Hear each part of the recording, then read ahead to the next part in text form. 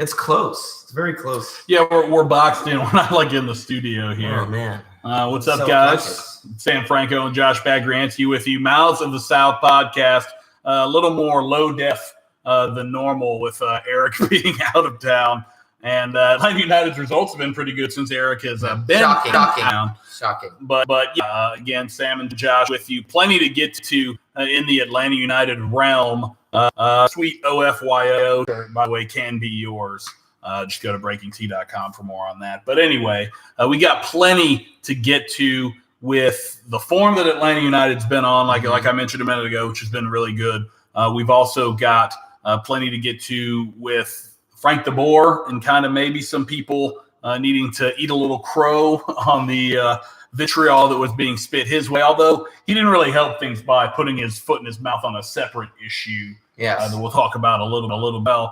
And then, of course, punching bag season is upon us, as on Friday, the Five Stripes will take on Orlando. It's to play them twice in, 3 weeks? I know. Great, wonderful gift. As we like to remind everybody when this game happens, Orlando still never beaten. Never. Atlanta. Never. No. And hopefully this won't be the week either. Right. And, we've got U.S. Open Cup coming up on next Tuesday as well. So, again, there's a lot going on right now. Atlanta United, I guess 3 points back right now of Philadelphia for first place in the Eastern Conference. Do have a game in hand, though. So it's just one of those things where I think that Atlanta is did Portland bring back even on points? Yeah, actually, Atlanta are top of the East right now. If you look at games in hand, NYCFC technically control their destiny. They have 2 matches in hand, but they would have to win both of them, and they're not. I mean, they haven't looked at dominant side. So again, Atlanta United back on top, and the performances they've had. I guess we can start with Campeones Cup because that was unexpected. To be completely honest with you, I didn't really know how Atlanta United was going to handle Campeones up in terms of how much they were going to throw into it, how much did it mean to them. But you saw that in the way players were playing.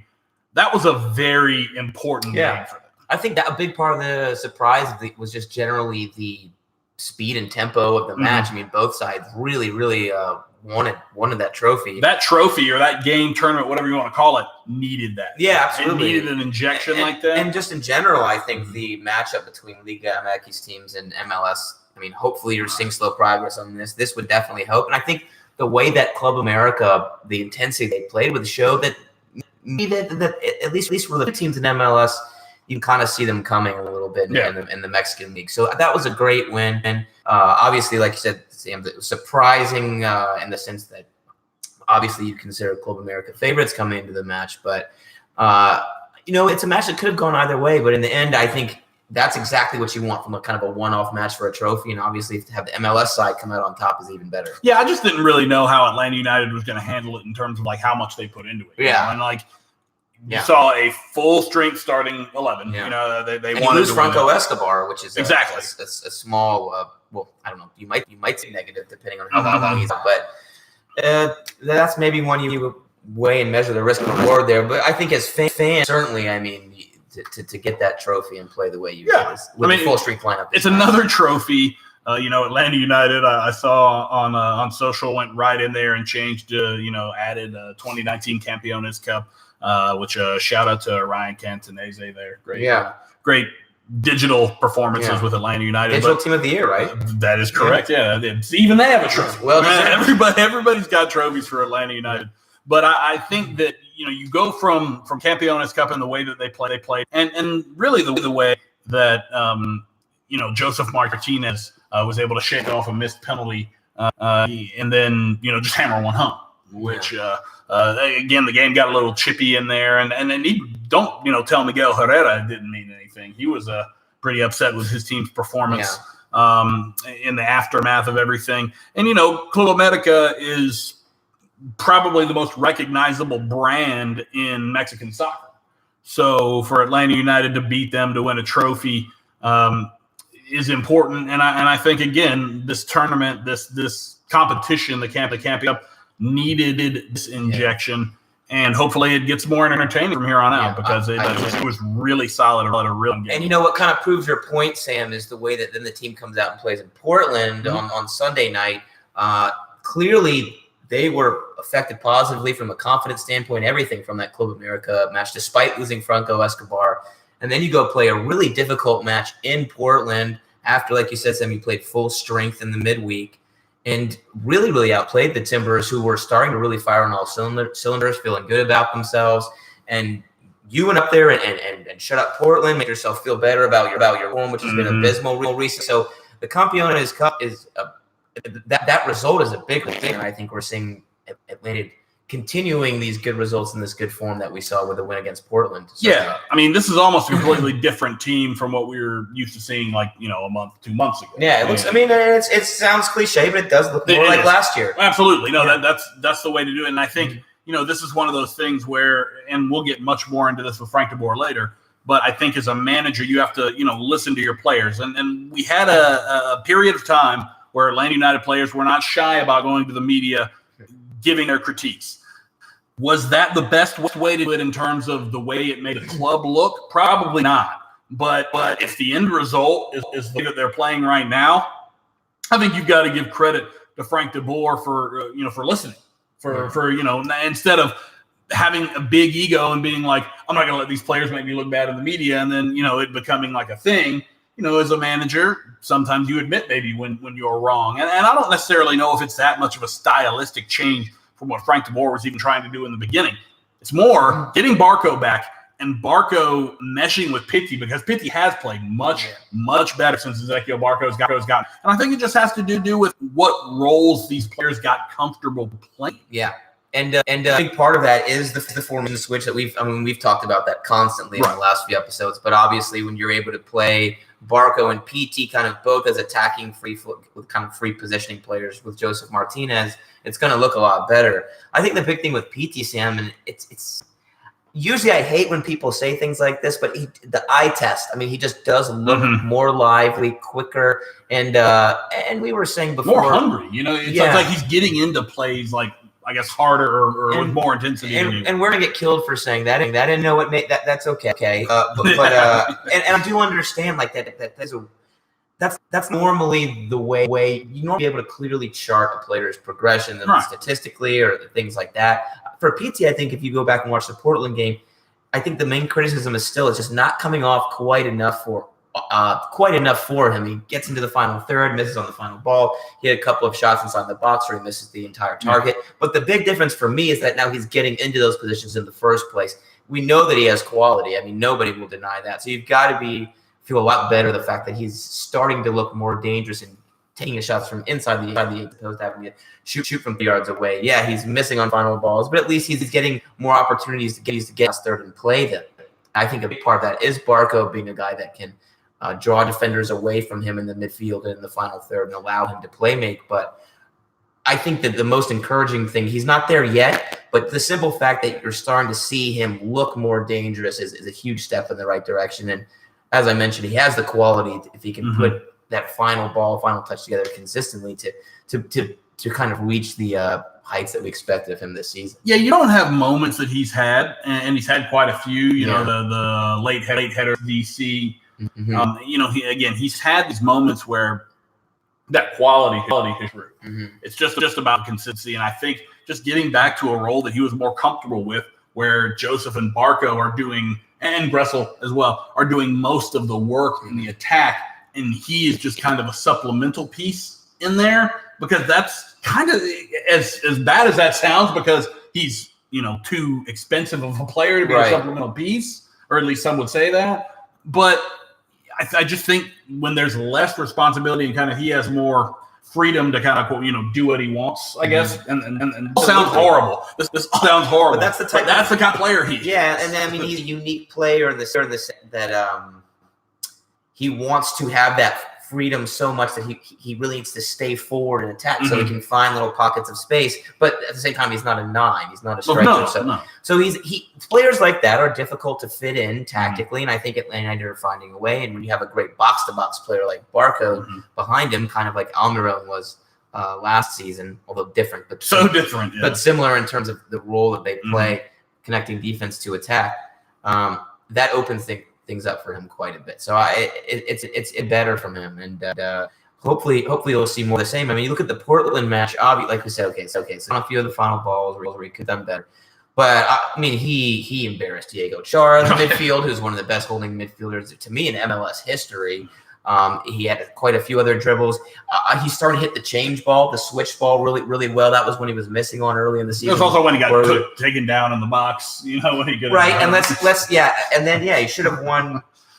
I mean, you could say 2 penalties. I would think that MLS, as they did with the penalty, should have won against the Galaxy as well. I would be surprised if MLS makes this mistake, saying they missed the second. I think it was the second claim where chucked him from behind. Yeah. And that's another big thing is he has to adjust to the way that the league is officiated. I think you're starting to see that as well and I don't want to criticize. To me, this is a problem with MLS officials, but the way that they do err on the side. Going on pro. Come on, dude. I mean, we want to. We'll get to that another time, but I mean, the reality is that MLS is officiated, I think, in a way that favors physical play over creative, proactive attacking play. It's very EPL in that sense. Yeah, but I think but to another degree, almost where almost an American football mentality where it's even more hard. There was a play early as Portland where PTT.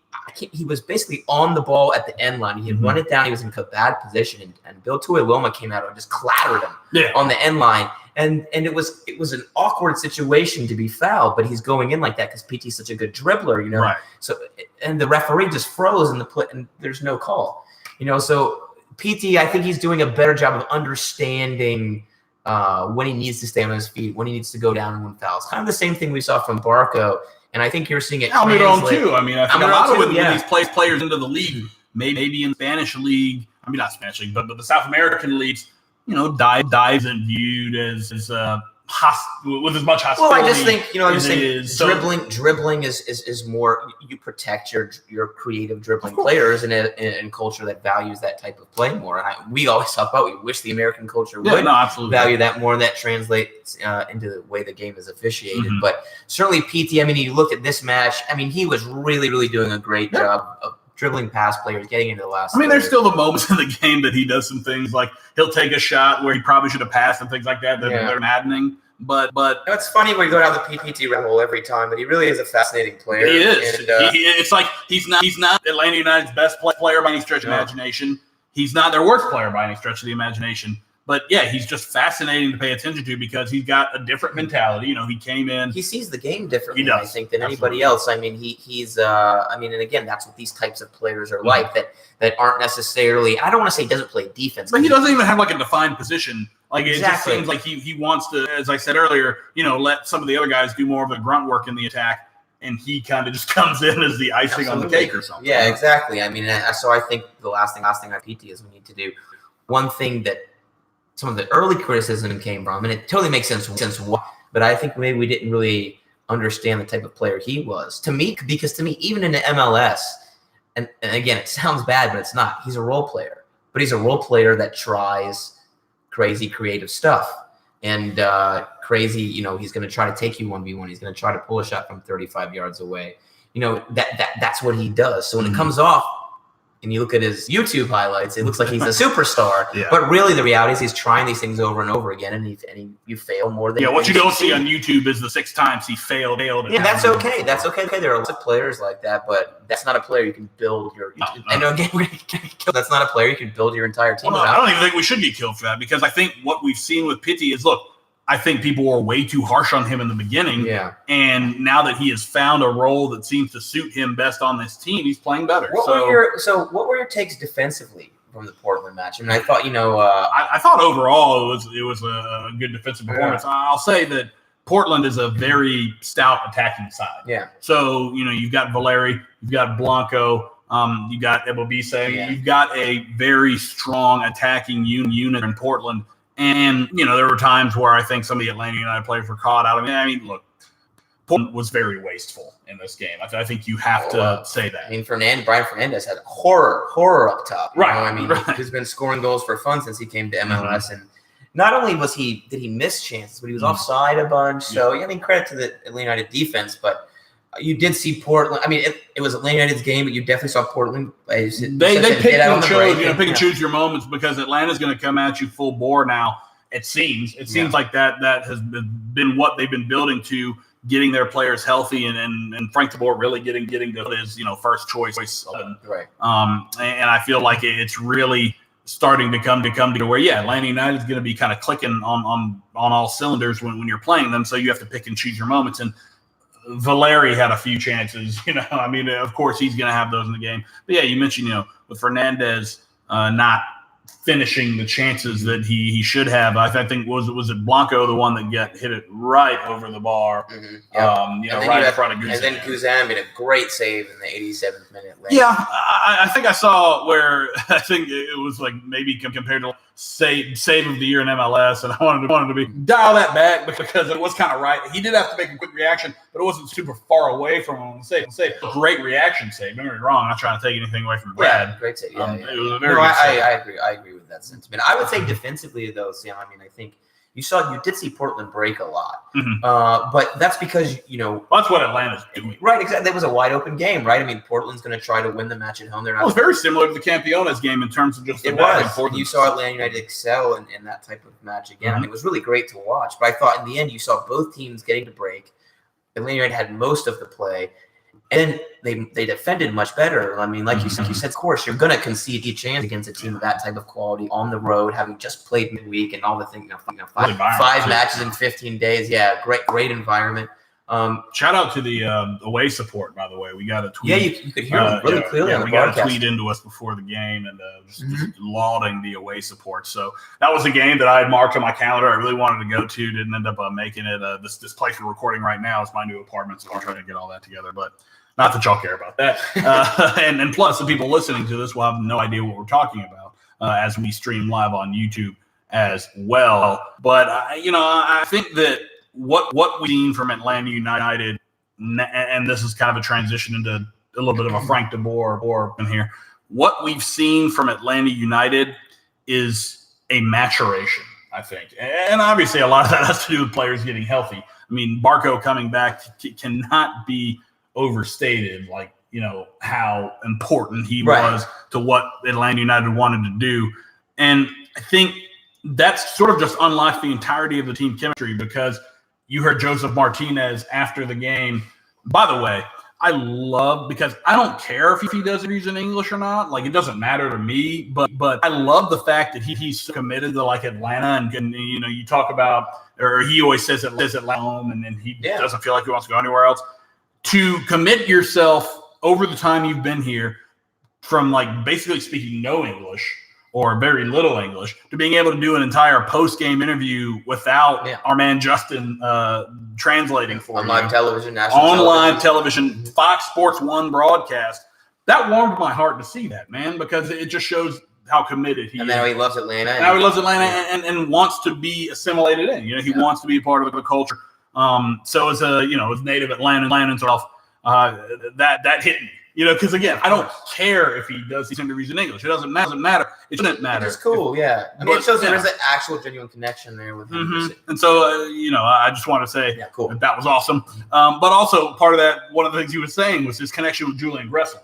And, he's like, Julian knows what I want. And going to their goal, just for Gressel, I mean, there had to have been some sort of glance. Like at one point their eyes had to have met, because I don't think Gressel, makes that pass without, knowledge that Joseph's going to make that run. So I feel like there's got to be some sort of nonverbal signal there because Jeff was in a perfect position. I mean, when he first got that ball, I didn't think there was a chance in hell he was onside.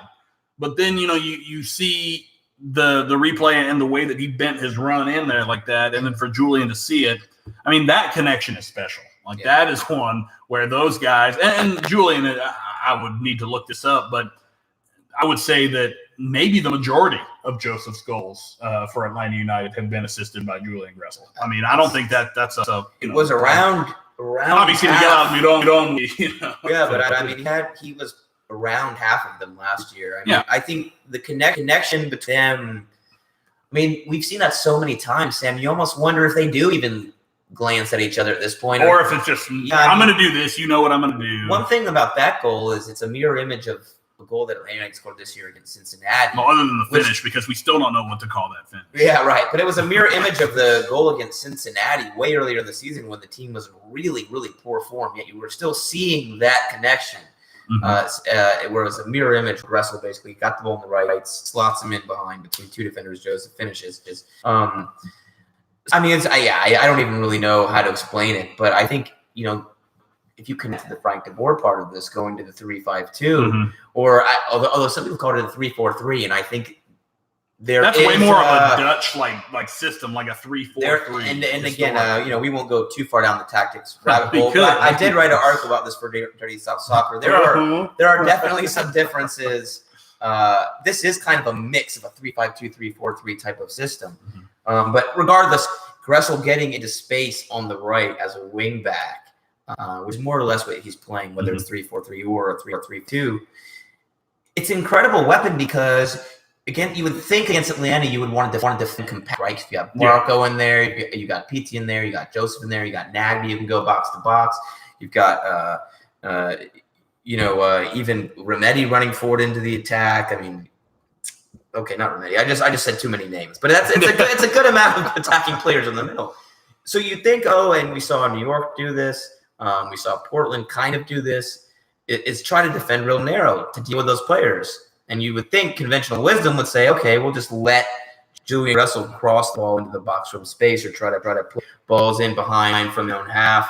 And that's not going to – as long as we're in position, that won't come off. This is just so good. It's so great. I mean, the Campeones Cup goal, Joseph was 1v3 in the box. I mean, it's not like there weren't numbers back or anything. It's just like if Julian Gressel gets in space, his service is that good where a play that typically you would be happy to allow against a type of team like Atlanta United, a direct kind of cross into the box, becomes a real weapon. And then we've seen some teams have to go and kind of man mark Gressel out wide, and space opens up in the middle. So the biggest part, I think, the move Frank de Boer made from a tactical standpoint, and aside from that, we're attacking faster or whatever the crap that means, is nothing. Yeah, right. It means we're playing better. Nothing. It is Gressel in that wide position where you kind of have to leave him in space. Like when he had to move into the middle, like when Barco was out, and it didn't even stay that long. I mean, he played in the middle for a little bit, and then I think Frank de Boer is like, I know Pidgey doesn't want to do this, but I have to put him here because Gressel is way more effective out wide. But, I just think that when I see Julian Gressel, this is a very, Manchester United viewpoint of things. But so what a shot. He looks very much like, Europa League player? 2000, 2001, 99 David Beckham when he puts in some of his cross. Just because, that accuracy. No, and I'm not comparing the player because they do things a lot differently. Beckham was more of a plant foot cross in. Gressel tends to be able to do it on the run a lot more. But just the accuracy that he puts this stuff in there with is insane. And that right midfield, it's so funny because, in the classic days of soccer, it was called a right midfield. That position almost fails to exist now because you're either a right winger or like a right wing back. Like the systems that people employ, like 4-4-2 is really dead. Like nobody really runs it anymore, essentially. Sure. So that traditional right midfielder is something that doesn't really exist anymore. But the way Gressel plays sometimes, I see that. I see that, he would have thrived in turn of the millennium EPL, just the way that he can play. Absolutely. And I think he's a player who, may not be with Atlanta United much longer just because how are they going to keep people away if he continues to play the way that he's played, because that is an invaluable thing to have as somebody that can put in that kind of service. You kept mentioning Frank de Boer. I know I said we were going to transition to that. We'll get to that in a second. You're mad about Frank de Boer? I am. This was your shtick. I'm getting there. But I did want to clear out. We got some comments here on the page. Nice. Michael checks in with his Nagby, the most underappreciated player in the league.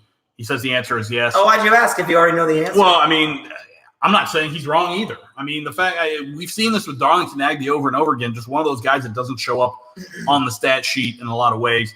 But even with newer analytics and things like that, you're starting to see just some the ways that the offense moves through him in transition. It's almost like him and Barco are two the front and the back of the motor, if that makes any sense. Like it's kind of Nagbe's job to turn from defense into that attacking sector, and then Barco takes it and helps finish everything off. Or it doesn't have to be Barco, but Darlington Nagbe is just so damn important. We saw him have a tremendous game against Portland to the point of making it into the team of the week.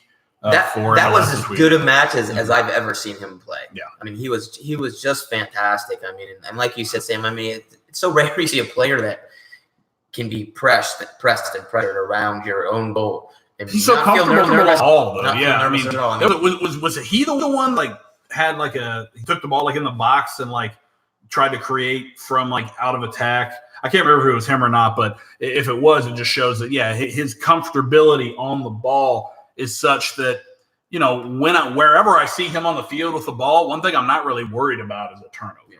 He's playing the best of his maybe of his career right now. I mean, I'm sure everyone would just pick someone on their team who's the most underappreciated player in the league, but I'm going to argue for my man Nagbe. Yeah, he's been. And I'm going to say U.S. men's national team. They've gotten it wrong with him so much. They've gotten it so wrong with him going back from Klinsmann man on your damn roster. I mean, Klinsmann trying to play him as a 4, which is not the role that he wants to be. He definitely wants to be more of a creator in the midfield than a sort of last line of defense before you get to the back line. So that's not what he wants to do. And we've seen the way that things are going now, and you still get meaningful and big time minutes for a Michael Bradley, when it just seems clear to a lot of us that a like for like switch of Nagbe and Bradley would be so much better for what I think our own Patrick tweeted out it's 500 and something days. So it's absurd. This isn't a recent thing. I mean, you've got to at least give the guy a shot. But and Chris, by the way, before we move on to FDB, Chris checks in with he says the way that we've been playing recently, Barco seems to not be as heavily relied upon as originally thought. I don't think that's the case. I think Barco makes it look so effortless a lot of the time that maybe it looks like he's not as heavily relied upon. But the question goes on to say, if we're to sell him this summer, would we be worse or better off? Much worse. And MLS's transfer window is closed anyway, right? So I guess it doesn't matter. Yeah, I mean, technically, you could probably still. I guess I know, for instance, English play Pogba technically could still be sold to Real Madrid. I'm guessing it's the same in MLS, but I never want to speculate on MLS rules because there are no rules. But it's a Thunderdome. Yeah, I mean, all I would say about that is I think when Barco goes, he's going to go for a lot of money and probably gonna, I would say, break the Almiron fee. When you consider how young he is, when you consider his performance in the Under-20 World Cup, where to me he was one of the three or four best players in the whole tournament. Mm-hmm. And obviously he's playing great for Atlanta United. It's an interesting point, though. I mean, I can understand that. I mean, you don't want to necessarily rely on Barco for everything, right? Because you have a lot around him. So I could see why, particularly the last couple matches, why it might seem that way. And I would argue he wasn't even at his best in Portland. He missed a big chance, missed on a couple final balls. So I would say his influence is critical, absolutely critical. If he's not out there, Atlanta United become a much easier team to defend. But I would kind of agree that he's not. If you have all those players in one lineup as much, you don't have to rely on him maybe as much as in the past. But Atlanta United has a lot of good players, right? But if you lose him, the level drops much more than anybody else in the team. Well, plus that level drops, and you're asking again, and you can criticize Pitti for maybe not doing what's best for the team or whatever, and that's fine. But if Barco's out, then Pitti's not going to be able to play the role that quote he wants to play, right? And so that makes things much worse. For Atlanta United. And then there's another interview on Argentina. That's right. Yeah, absolutely. I'm glad we're past that part of the season. Thank God. For now. Thank God. We've got a little Orlando things to get to. We're going to end our podcast with a little Orlando preview for Friday. Certainly some interesting questions on maybe what Atlanta should do with that lineup. Our man, Coach Steve, says congrats on your tournament success. Yeah, I guess I should have brought that up. My Juggernaut 2012s. We've got a really good group. So excellent. Yeah. All right. Thank you, Steve. Frank DeBoer.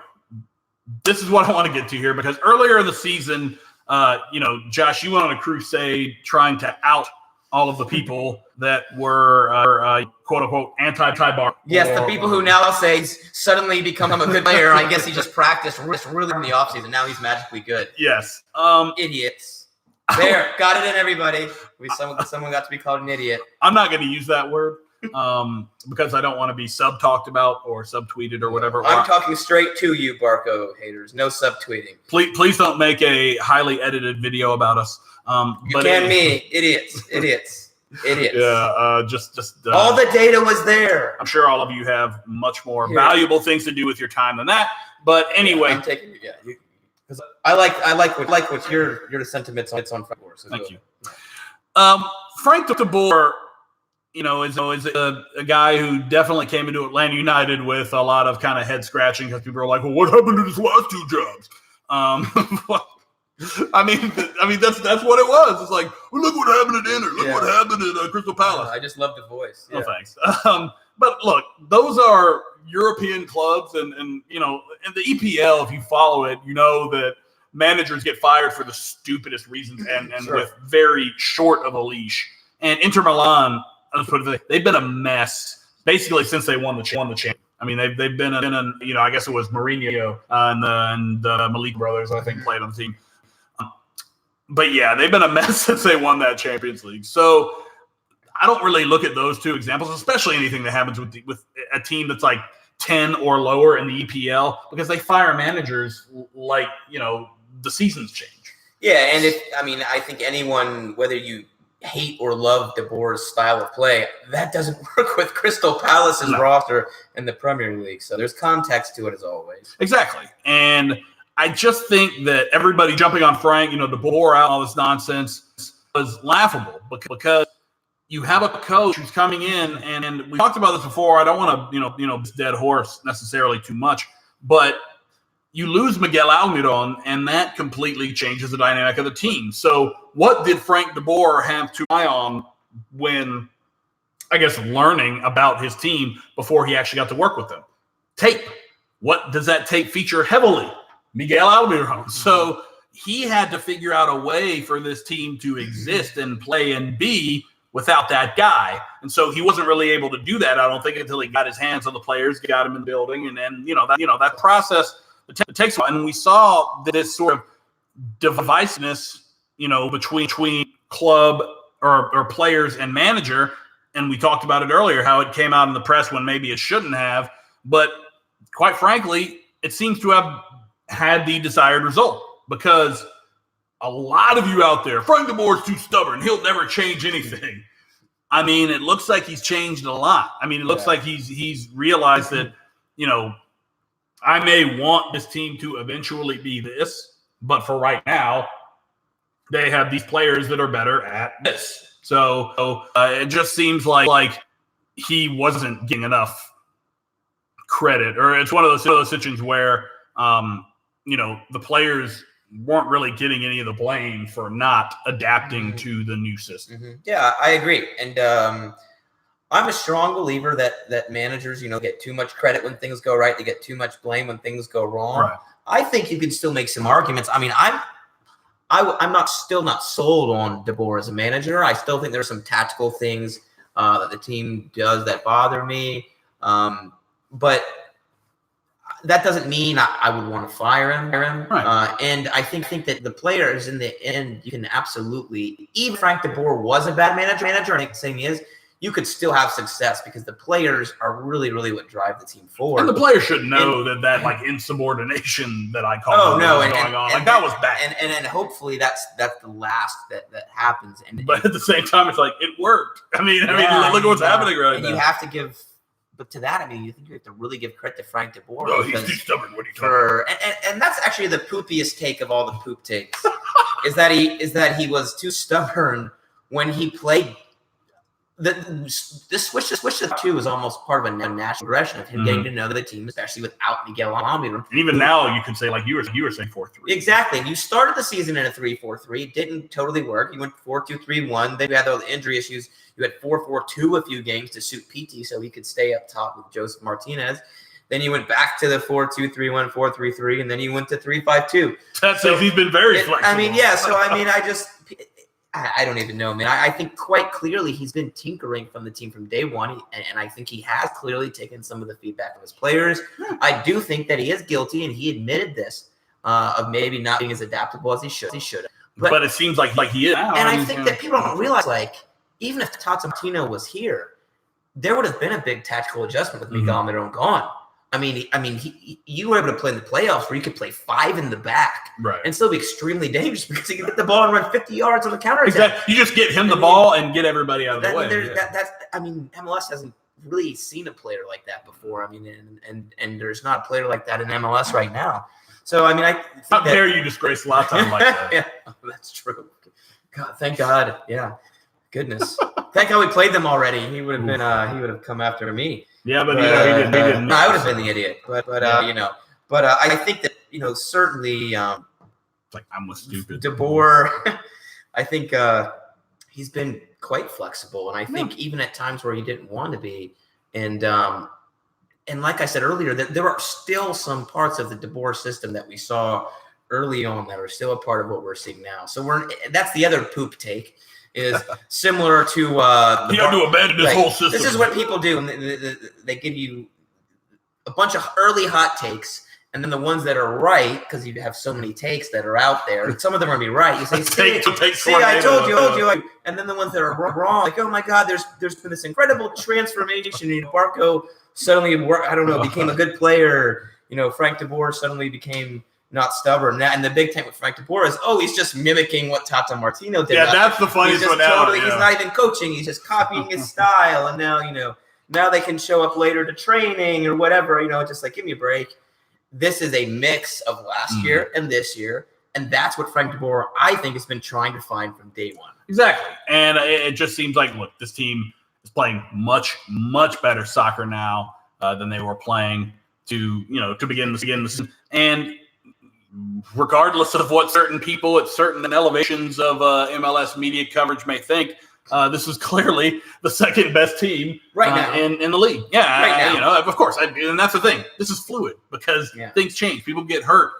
Teams try new things. But this is a situation now where Atlanta United is, I said it earlier, clicking on all cylinders. They're playing the best they've played all season, and they'll need that to continue this weekend as it is once again time for Orlando City. That is right. Atlanta heading down to Orlando for the second time in a month.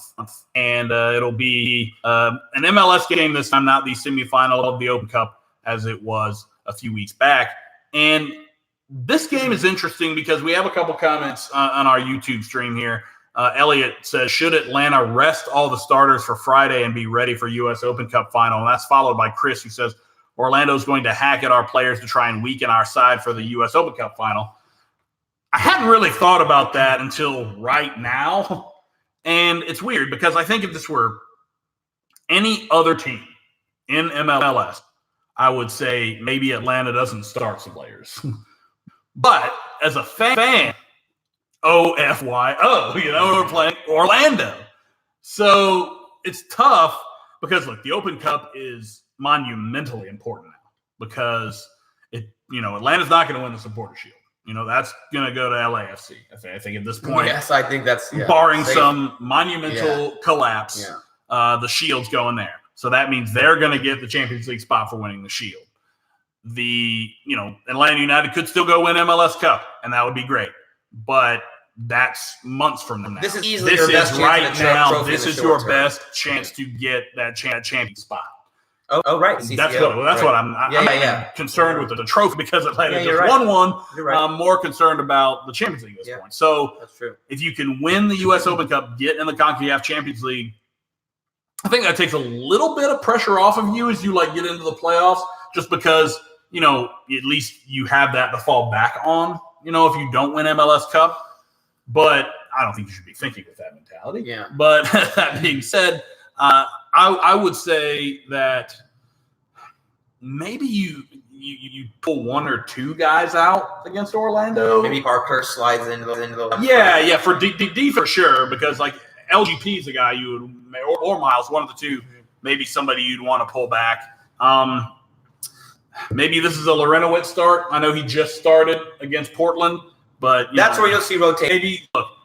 I don't want the never have lost to Portland thing, never have lost to Orlando thing to stop. I mean, who wants that? Nobody. But at the same time, Open Cup is extremely important. And Elliot says to put Gressel on bench. I would be all for that. The thing is, Franco Escobar is out. Who are you going to put? Going back to something I talked about months ago. Where's George Bella? You only have well, hopefully Bella will come back on the left soon, but you don't have anyone else that can play on the right that I know of at this point. So you kind of have to play Julian Gressel. I personally agree with you, Sam. I'm going to play Barco, Joseph, PT. Yeah, I think up top. And hopefully you can generate a lead as because Orlando City are not good. And I think particularly Barco. I think particularly Barco, Joseph, and Pitti would be important if you do decide to rest Nagby, because you need as much in that attack as you can get if Nagby isn't there to kind of help push things. But realistically, I don't think we'll see much rotation. I think we'll see more or less a full strength lineup, and the fact that you played more or less a full strength lineup in a Campeones Cup match, which technically doesn't mean as much, shows that certainly for a league match against a quote unquote rival, that you're going to play something closer first choice 11 with maybe one or two changes. Well, and we know how vital home field is for Atlanta United. I mean, let's not kid ourselves. This team is much better at home than they road, although great win at Portland. But so I think that when you have to factor all this in, these league games are vitally important. You can't afford to drop points to Orlando. So with single elimination in the playoffs, it really does. I mean, that's another thing that completely changes. And we talked about that a while back. I'm not a big fan of the system, but it does make the regular season matter more. It does, because you want to be as high as you can, and especially like you said with Atlanta, you've been the best team in the league at home.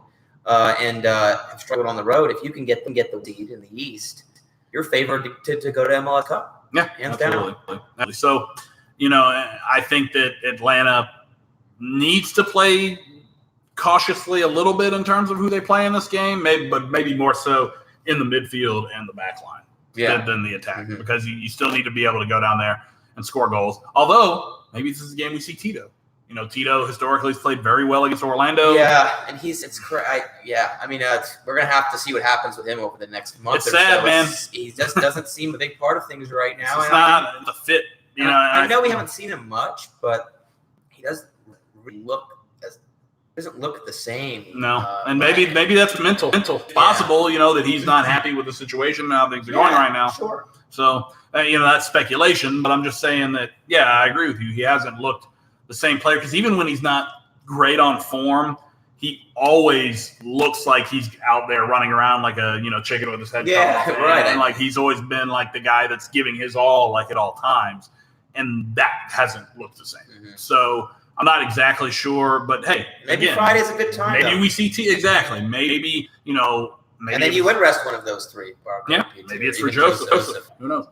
Orlando is going to be an interesting game.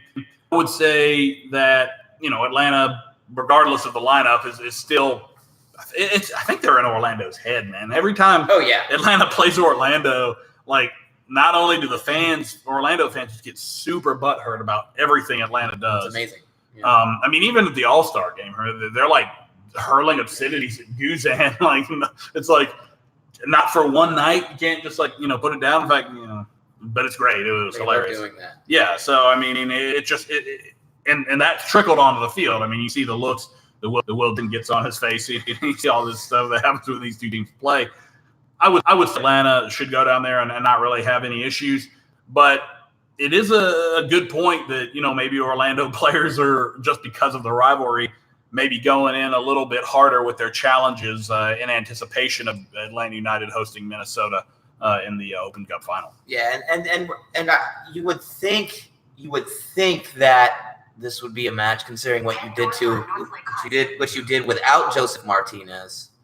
I mean, that shows you how in their heads you really are. I mean, because you'd think he would be the guy, and you could kind of that feeling of optimism going to that Cup semifinal in Orlando. That this was finally a time and great opportunity to finally get over the hump and beat Atlanta United, but if it doesn't happen without Joseph in the lineup, and with Barco playing 47 minutes in that match, it's going to be tough to do it over a longer period with a more fit Atlanta United. I mean, I think this is a match where you start first choice 11. Hopefully, you can get up big early and then rest some guys in the second half. Yeah, no, I agree. So it's Orlando, man. OFYO. Read the shirt. Yes, screw them. Yeah. I mean, nobody cares about their feelings or anything. Atlanta wants to win this game. And again, I think that if this were any other in the league, I might say, yeah, pull some guys out. But you want to win this game, at least until some other new teams get into the league that are, even more regionally close. What's close? Is St. Louis closer to Atlanta than Orlando is? Because I know that Atlanta's closest Major League Baseball team they can play is Cincinnati, which is very strange. It's probably pretty close, actually. That's what I'm saying. So I don't really know. It's a good, interesting, relevant topic. Yeah, I haven't been to Orlando in a long time, and don't plan on going back anytime soon. Although the things are nice. It's really affordable too, man. I've been to Orlando twice, and now with coaching, I can't go certainly on a Friday, but it's a fun time. It's a fun time. I mean, it's a weekend, but then you're doing. I'm sure they make you feel very welcome. I feel like when I go to Orlando, I feel like it's my city and it's not theirs. So. Yeah, and it just goes back to the Joseph wasn't even in Orlando the last time, and Atlanta still won. And then that video for Joseph. And Joseph still was embarrassing the most of anybody. Yeah, right. What an incredible. I love Joseph so much. Just as a player, and this is what we'll wrap the podcast with, because I feel like we gushed over him earlier for his all English interview, which again to me was not important that he did it really in all English. I don't really care what language he knows or doesn't. And I think that's a stigma that we get in America. That's like, oh, you're in this country, speak English. Right. But for Joseph to do it, it just shows that he was comfortable enough and up to speed enough in his English. This isn't just like Fox Sports South. This was FS1, it was on national television, national media that he's doing this interview with. And the best part at the end when he's like, yeah, it's beautiful. And then the reporter's like, yes, it was. Yeah, thank you. What a goal, too. Yeah. So I do this. So if you listen this far, tweet at MOTS Podcast. What the heck was that amazing Joseph finish in Portland? Was it a chip? Was it a strike? I hear a lot of people saying it's a little finesse shot. He held R1 or R2 down. We came to a conclusion in the Dirty South Soccer Slack that it's this is a golf shot analogy, a stinger draw. So it was like a low stinger. So a stinger is when you don't want the ball to get too far off the ground. You want to drive it. So like a stinger, and then it's sort of that too. So it's like a little bit of a draw to the left. Oh, okay. So it's kind of like a low-ish driven curving. Right. Yeah. So that because again, it's deceptively powerful. You watch the video and it's crazy. It has the speed of a chip, but it wasn't a chip, and it was just incredible. And Joseph didn't even really know what to call it. He was just like, well, the keeper was off his line, and I kind of just get it. My only take on it was Jay here. It was Joseph. Yeah, it was Joseph. Yeah, because it looked like he wanted to chip, but his setup touch the ball kind of too close to it. So he did this weird in between. It's kind of like a scoop. Almost. Yeah, this weird in between. Because when he first hit it, I was like, oh, he tried to chip him. It's way over. Yeah, exactly. Because I was like, okay, he's gonna try to chip. He approached the ball like he was gonna try to chip it. And then when I saw the pace on the ball, I was like, oh my god, it's gonna be 20. Well, that was one of the things I said in the Dirty South Soccer, the Dirty South Soccer Slack, where it was almost like, when you're playing FIFA and you hit the finesse button and you want to curl it top corner, but if you hold it a millisecond too long, it's going flying around or over the bar. Yeah. He hit it perfect amount of it to curve right in that top kind of corner.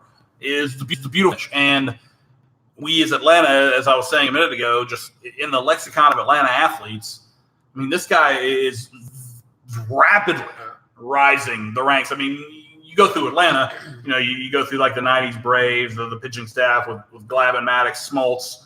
You go Chipper Jones, Andrew Jones. Dominique Wiggins, the Hawks. Yeah. Steve Smith, Mookie Blaylock, Deion those teams. Probably, even though, Deion absolutely for two teams. For the Falcons and the Braves. Joseph just is ascending. I on Twitter all the time. The build the statue thing for Joe. It's I don't know how off we are from that. And you have a perfect statue, him on his knee, the celebration. I mean, that's a shirt you're going to statue. see very soon, by the way. Just an FYI, a little spoiler. But yes, more from Breaking Tea. Yeah, in the works. But anyway, that's stuff, dotting the I's and crossing the T's. So don't want to get too far ahead of ourselves here. But you got a perfect pose for it. And what did I see the other day? 71 goals in 75 games. That's absurd. Yeah. Like, I want to say something that I should have to bleep out for that. That's ridiculous. It's funny because he had a little stretch last year where I think he scored in 4 matches, and early this season he didn't score in 3. And that's a bad run of form for him. Or people are like, oh, is this not the same guy? And even better is that he's scoring those goals. He loves the city, but he works his butt off for the team. I mean, he was a guy, even when things were going poorly, even early in the season, and he was also a guy, don't forget, that actually came out and complained about Frank de Boer in the media, but he was never a guy that stopped working hard. I mean, you would see him get frustrated. You would see him, even yell at the bench at Seattle match, but he was a guy that was giving 100% all times. I love his leadership, though, because he's a guy who's like, if things are going right, he'll grab you, he'll yell at you, he'll be that leader on the field. And I think he's a guy, as a manager, that you would players always criticize the coaching staff when things are going wrong, right? So do fans. You're looking for someone to blame other than admitting your performance just wasn't good enough. And the fans also don't want to blame the players because those are the people they're supposed to cheer for. Right, you have an affinity towards them. And, of course, you don't want to admit, in most cases, in a